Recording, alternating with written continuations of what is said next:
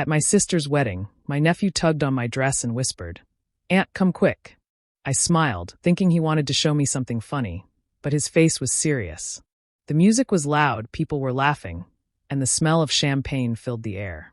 Lydia looked beautiful in her white dress, glowing with happiness. I felt proud of her. After all the heartbreak she had been through, she finally seemed to have found her peace. I followed Caleb through the crowd, weaving between tables and laughing guests. He stopped near the long table covered in flowers and plates, then pointed underneath it. I knelt down, expecting maybe a spilled drink or his lost toy. But when I lifted the tablecloth, my heart stopped. Under that table, hidden from everyone, I saw my fiancé Darren and my sister Lydia tangled together in a kiss. For a second, my mind refused to understand what I was seeing. The music faded, and all I could hear was the pounding in my chest. Darren's hand was on Lydia's back, her fingers in his hair, both of them lost in a world that should have never existed. I froze. My breath caught in my throat. The people just a few feet away were cheering and clinking glasses, unaware of the secret happening beneath their feet. I let the tablecloth drop and slowly stepped back, my legs shaking. Caleb looked up at me, confused, and I forced a smile, whispering that everything was fine. I walked away, trying not to draw attention. My whole body felt cold. Every moment of the past few months flashed in my head. The nights Darren said he was working late, the times Lydia canceled plans last minute, the strange looks they shared when they thought I wasn't watching. I had ignored every sign because I trusted them, because they were the two people I loved most. I escaped into the restroom, locking myself in a stall. The sound of laughter from outside felt distant, like it belonged to another world. I pressed my hand against my mouth to keep from crying out. My reflection in the mirror didn't even look like me anymore. I thought about the way Darren had kissed my forehead that morning, promising me forever. I thought about how Lydia had asked me to fix her veil, smiling like an angel. After a few minutes, I wiped my tears, fixed my makeup, and walked back out. No one noticed anything. I stood there through the speeches, through the first dance, pretending to be happy while my heart was breaking. Lydia raised her glass and toasted to new beginnings, and Darren smiled beside her like nothing had happened. I smiled too. But inside, something inside me had shattered beyond repair. I stepped back before they could see me, my hands trembling. The music and laughter around me blurred into a distant hum. I felt like the floor had dropped beneath my feet. My mind tried to make sense of what I had just seen, but it couldn't. It felt like my whole world had tilted sideways. I walked quickly toward the restroom, keeping my head down so no one would notice my face. Inside the stall, I locked the door and leaned against it, my chest tight and my stomach turning. The image of them under the table kept flashing in my head. I wanted to scream, to cry, to do something, but I couldn't make a sound. Then memories started coming back, one after another. The times Lydia and Darren had accidentally run into each other at the coffee shop. The nights Darren had stayed out late and brushed off my questions. The text messages I saw once. He said they were from work, and I believed him. I remembered Lydia's sudden glow these past few months, the way she'd smile when her phone buzzed. It all fit now. They hadn't started this today. It had been going on for months, maybe even longer. I covered my mouth and let a few tears fall, trying to breathe quietly so no one outside would hear me. My hands shook as I wiped my face. I didn't want anyone to know. Not yet. I needed to hold it together, at least until I could get out of there. When I finally stepped out, I fixed my hair, forced a smile, and went back to the reception. No one looked twice at me. Everyone was too busy celebrating. Lydia stood at the front of the room, her dress sparkling under the lights, holding a glass of champagne. She raised it high and said, "To new beginnings." Her voice was bright and happy. Darren stood beside her, smiling like everything was perfect. I felt my heart twist, but I didn't let it show. I lifted my own glass and smiled back at them, pretending everything was fine. Inside, I felt empty. They were celebrating their future, and I was standing there, pretending mine hadn't just fallen apart. That night I lay in bed staring at the ceiling, unable to close my eyes. Every time I blinked, I saw them again, hidden under that table, lost in each other like I didn't exist. The image kept repeating, over and over, until it felt like a nightmare I couldn't wake up from. The house was silent, but my thoughts were loud. I tried to convince myself there was some kind of mistake, but deep down, I knew there wasn't. The more I thought about it, the more everything started to make sense. All the small, Strange things I had ignored began fitting together like pieces of a puzzle. I remembered the night Darren canceled our dinner because he said he was stuck at work. Lydia called me that same evening, saying she was too tired to talk. I hadn't thought anything of it then, but now I could see it clearly. Maybe they were together that night. Then there was the necklace. A small silver chain with a heart pendant. I had lost it months ago and searched everywhere for it. Later, I saw Lydia wearing one just like it. When I asked, she said it was a gift from a friend. I believed her. I always believed her. And Darren, the man I thought I knew, had been distant for weeks. He stopped holding my hand, stopped calling me Harps like he used to. When I asked what was wrong, he said he was just tired from work. I told myself he was stressed, that every relationship had ups and downs. Now I realized he wasn't tired, he was guilty. The more I remembered, the colder I felt. Every laugh we shared, every family dinner, every kind word, all of it felt like a lie now. I couldn't believe they had fooled me for so long. My own sister, my fiancé, the two people I loved most in the world had been sneaking around behind my back. I sat up in bed, my chest tight. I didn't cry this time. I just stared out the window at the quiet street and thought about everything I'd lost in one night. I knew I couldn't confront them yet. I needed to be sure. I needed proof, something they couldn't lie their way out of. They thought I was clueless. They thought I would never find out. But I was done being the trusting sister, the forgiving fiancé. I promised myself that when the truth came out, it would be on my terms. I would find every hidden piece of their secret and make sure they could never pretend again. As the first light of morning touched the window, I made my decision. I wouldn't cry anymore. I would find the truth. And when I did, they'd both wish they had never lied to me. I went to Lydia's house a few days later with a basket of small gifts, pretending I just wanted to thank her for hosting such a lovely wedding.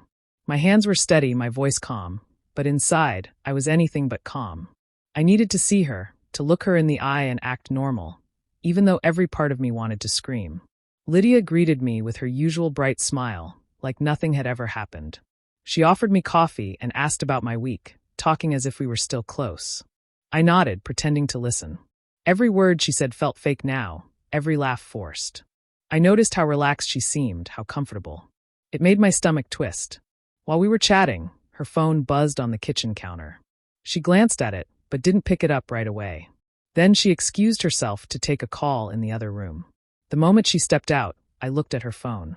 I didn't mean to at first, but something in me pushed to see what she was hiding. The screen lit up with a new message. It was from Darren. My heart stopped when I read it. Last night was perfect. Same time tomorrow. I stared at the words for a second, feeling my hands go cold. It wasn't just a guess anymore. It was real, right in front of me. Proof. My chest tightened, but I forced myself to breathe. I quickly pulled out my phone and snapped a photo of the message. My fingers were shaking, but I managed to do it before the screen went dark. I set her phone back exactly how it was and took a deep breath, trying to calm the storm inside me. The anger that filled me wasn't loud or wild. It was quiet and cold, the kind that sits deep inside your bones. When Lydia came back, I smiled like nothing had happened. We talked for a few more minutes, and then I hugged her goodbye. She didn't notice anything strange. As I walked out of her house, I felt a strange sense of power. She and Darren thought they were clever, but they had no idea what was coming. I wasn't going to cry anymore. I was going to make them regret every lie they told. A week later, I decided it was time to take the first step. I invited Lydia and Darren to a small family dinner at my apartment. I told them it was just to thank them for everything they had done for the wedding, a way to celebrate after all the stress. My voice sounded light and cheerful on the phone, and neither of them suspected a thing. I cleaned the apartment carefully that afternoon. Everything had to look perfect, warm, peaceful, normal. I set the table with candles and soft music playing in the background. Inside, my nerves were steady. I had already hidden my phone in the corner of the room, set to record everything. When Darren arrived, he brought a bottle of his favorite bourbon, just like I had asked. He smiled, kissed my cheek, and said he had missed me. I smiled back, pretending his touch didn't make my skin crawl. Lydia showed up a few minutes later with flowers, acting as if we were the same loving sisters we'd always been. I hugged her, keeping my smile in place even as I felt my hands tremble slightly. We sat down to eat, and I made small talk, asking about the honeymoon, about their plans. They both looked at ease, though every now and then, I caught Darren glancing at Lydia when he thought I wasn't looking. I noticed the way her hand shook slightly when she poured her drink. The silence between them wasn't comfortable. It was tense, filled with secrets they were trying hard to hide. Then Caleb, who had come along with Lydia, sat quietly eating his food. Out of nowhere, he looked up and said, "Mommy, are we going to dance with Uncle Darren again like last time?" The room froze. The words hung in the air like a sharp echo. Lydia's eyes widened, and then she gave a quick, nervous laugh. "Oh, honey," she said, "that was just a silly game." Her voice cracked slightly. Darren stared at his plate, his face pale. I took a slow sip of my drink, pretending to be confused. "Oh, you two were dancing?" I asked casually. Lydia avoided my eyes. Darren muttered something about helping Caleb practice for a school party. Their excuses were clumsy, shaky. I nodded, pretending to believe them, but inside, I could feel a quiet satisfaction growing. They were already starting to crumble. The rest of the night passed with awkward small talk and forced smiles. I laughed at their jokes, kept my voice soft, and acted like everything was fine. But the recording on my phone captured every moment, every nervous laugh, every slip in their voices. When they finally left, I sat alone in the silence, staring at the empty glasses on the table. My plan was working. They didn't know it yet, but the truth was already starting to expose itself. And this was only the beginning. Dessert was almost ready when I decided it was time to end the act. The air in the room felt heavy, and I could see both Lydia and Darren growing more uneasy by the minute. Their laughter was thin, forced. I smiled sweetly, clearing the plates, then set down a small pie on the table. "You know," I said softly, "I've been thinking a lot about loyalty lately." The room went still. Darren froze with his glass halfway to his mouth. Lydia gave a small, nervous laugh, twisting her napkin in her hands. "That's an interesting topic," she said, her voice light but shaky. "Yeah," I continued, keeping my tone calm. "It's strange how you can trust people completely and never realize what they're hiding." I could see Lydia's eyes flick toward Darren.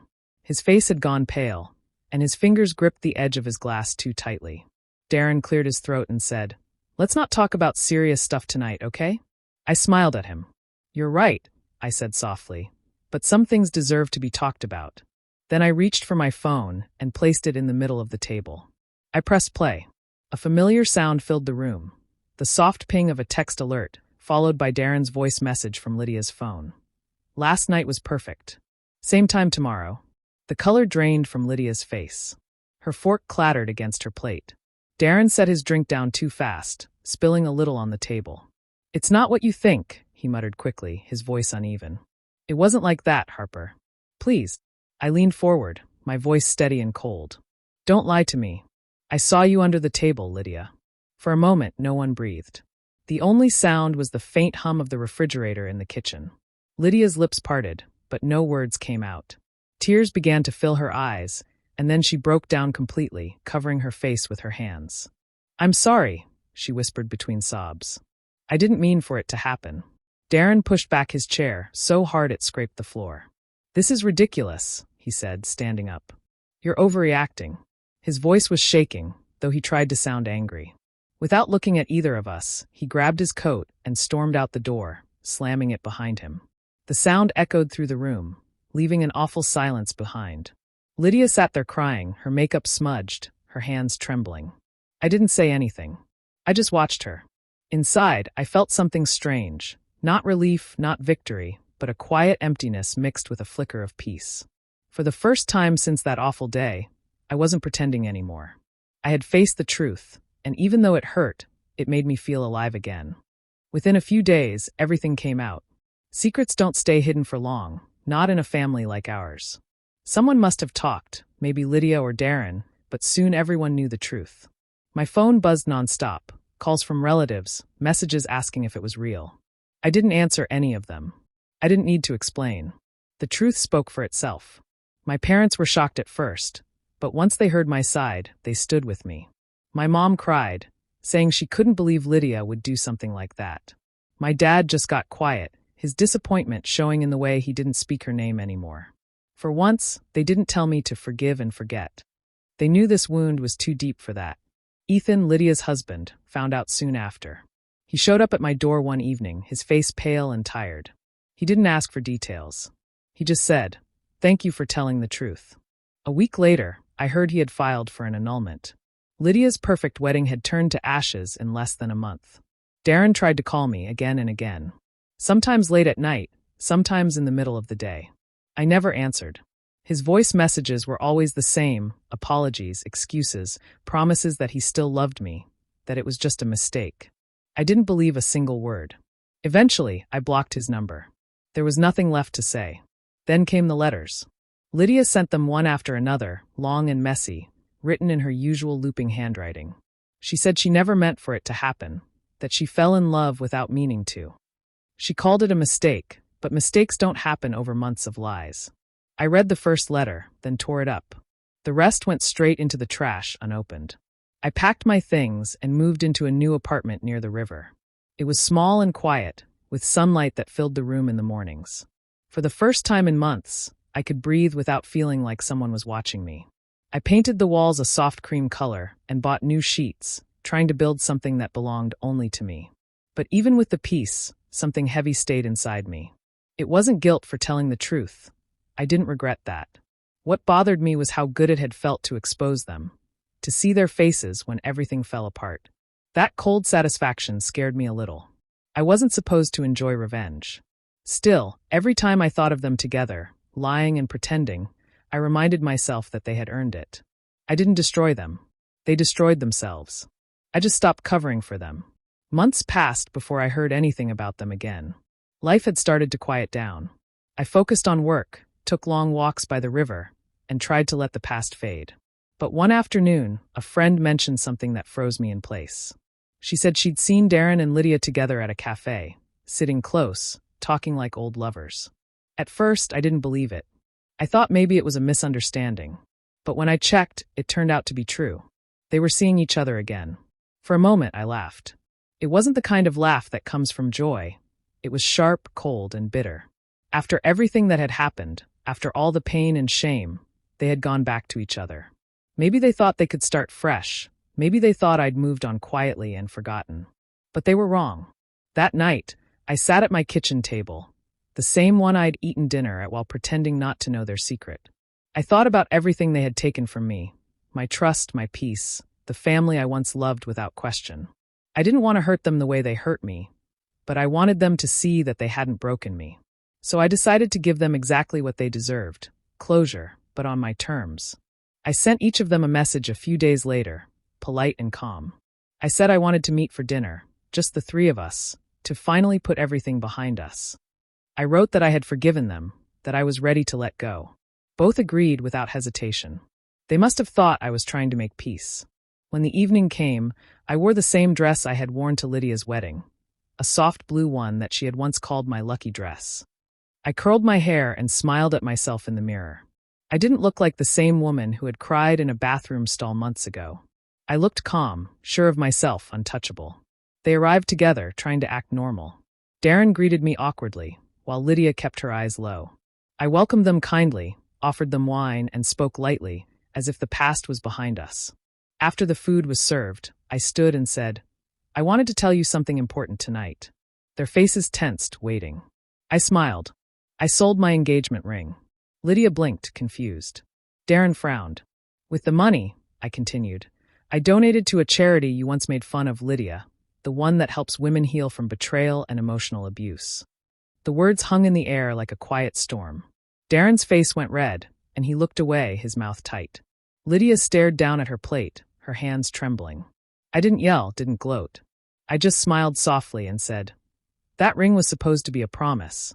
I thought it was broken, but maybe it was meant to help someone else." For the rest of the dinner, no one spoke much. The silence said enough.